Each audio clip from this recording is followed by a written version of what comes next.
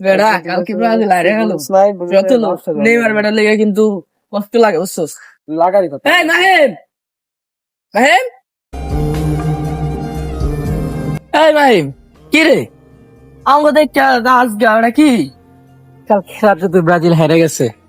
ঠিক আছে যারা টোল করে রাখেন নেইমারকে তো আর মাঠে দেখতে পারবো না ব্রাজিল হিসেবে খেলতে তা বেড়া তুই